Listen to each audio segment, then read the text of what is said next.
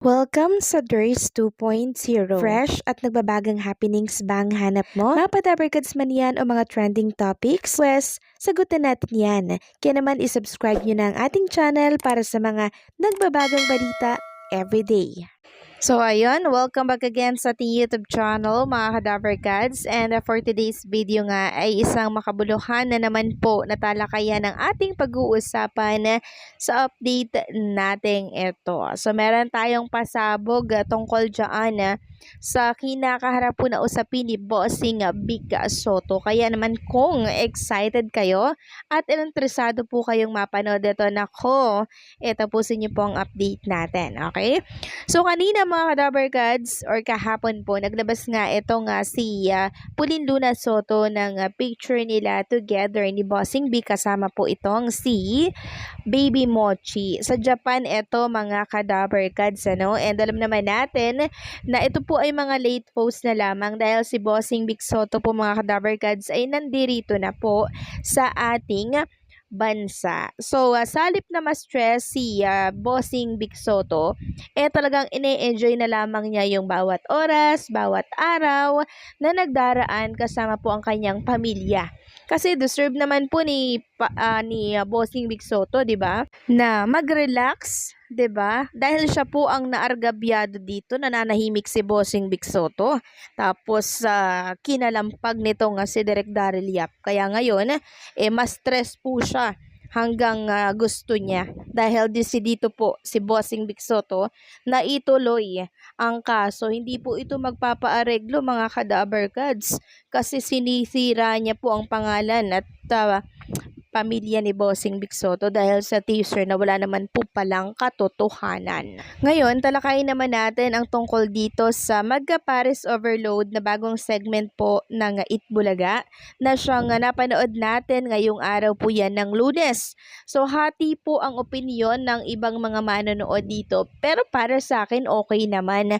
Kasi magkasintahan, sinishare nila yung tinakbo ng relasyon nila, 'di ba? Tapos sa huli, magpapakita sila ng mga talento. So, okay po yun. And mas maganda siguro kung sa sugod barangay or sugod bahay nila ito gawin. Katulad na lamang ng naging komento ng isang netizen. Sabi dito, perfect yan sa team barangay ang Magka Pares Overload segment para mas may kilig factor, ika nga. Yes, agree ako dito. Sabi pa ng isa, dapat ginawa na lang ito sa barangay. Yung mga couple na may talent, mas nakakatuwa yun kaysa sa studio na ang mga contestant ay nonsense ang kwento ng pag-ibig nila. At saka mas maganda kung si Jose at Wally ang mang-ookray sa couple. Yes, agree ako dito.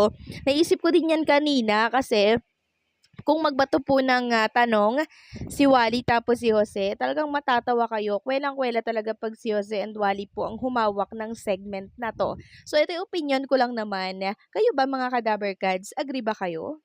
Well, iba-iba naman tayo ng opinion, kaya okay lang kahit hindi kayo agree or agree, okay lang yan. Samantalang pag-usapan naman natin itong kakapasok lamang po na balita. Kanina lamang to mga Kadabarkads, no? So, ito po ay inilabas kanina lamang mismo ni Direk Daryl Yap. So, ito po yung pagkabigo niya.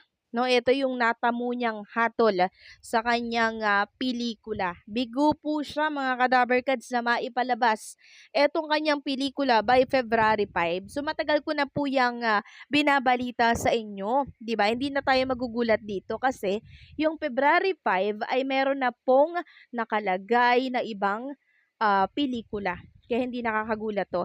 Sabi po dito, natanggal man ang tansan, nananatili ang iyong espiritu daw. So, pahayag ni Daryl Yap, ipinapaabot ko po sa lahat ng nakasubaybay na bigo po ang panig ng inyong lingkod. So, ayan, bigo daw po sila mga Kadabarkads na agarang makompleto ang mga dokumentong hinihingi ng pamunuan ng MTRCV. So, ayan po yung sinasabi ko. Hindi po sila ora-orada mga Kadabarkads na makakakuha po ng mga requirements na yan dahil meron pong nakabinbin na kaso, usapin sa korte itong The R of Pepsi Paloma. Kaya talagang mahihirapan po sila. Although pinayagan ito ng korte na maipalabas, meron pong kasong kinakaharap ito mga kadabarkads. Kaya hindi po agad-agad maisusumite ng kampo ni Daryl Yap ang naturang mga requirements. Hindi agad sila makakapag-comply nito. Sabi pa dito, kaya't imposible pong maipalabas sa mga sinihan ang ating pelikula sa February 5. So matagal na po natin yang naitapik, matagal na nating natalakay mga kadabarkads na itong February 5 ay meron na po talagang nakatoka dyan. Kaya hindi ako nagulat na hindi talaga yun maipalalabas sa February 5. Hindi po ako nagulat at maging kayo, hindi rin kayo nagulat kasi alam ninyong hindi po siya makakapagsumite ng agaran ng mga hinihinging requirements ng MTRCB. Sabi pa niya dito, pinag-iisipan na rin ang posibilidad na maunang maipalabas ito sa labas daw ng bansa. So nitong nakaraan mga kadabarkads, nabasa ko sa kanyang post na meron daw nag-aalok dito kay Direk Daryl Yap na bilhin ang naturang pelikula at ipapalabas sa ibang bansa. Pero sabi niya, hindi parang second choice na lamang nila yun. Kasi ang focus daw nitong si Daryl Yap ay maipalabas dito sa ating bansa. So ngayon, mukhang kakagating niya po mga kadabarkads itong second choice niya na maunang ipalabas itong Pepsi movie sa ibang bansa. Ang tanong, sinong manonood noon doon? 'Di ba? Sabi pa dito, o ipapagliban na ang pagpapalabas sa sinihan. So, ipapaliban na lamang daw ang pagpapalabas sa sinihan, mga kadabarkads. So, parang doon, nawala na po siya ng pag-asa. So, parang hindi niya napapadaanan sa MTRCB ang kanyang pelikula. Kasi mukhang hindi po makukumpleto yung requirements na yun. Ayan o, ipagpapaliban na ang pagpapalabas sa sinihan at mag-focus na lamang daw sa streaming platforms. Ngayon, usapang streaming platforms naman, saan niya ibebenta ang kanyang pelikula? Sa Netflix? Nabalitaan ko ang Netflix po mga kadabarkads hindi din po tumatanggap ng pelikula na may nakapending na kaso sa korte. So, saan? Kasi sa oras na tanggapin po yan ng Netflix, baka sila din ay magkaroon din po ng kaso. Kaya tatanggihan po malamang yan ng Netflix. So, marami pa namang platforms, streaming platforms na available. Pero ang tanong, tatanggapin nga kaya? So, ang ending nito mga kadabarkads ay hindi na tuluyang maipalabas pa at tuluyan na pong malugi ang producer kung sino man ang producer nito.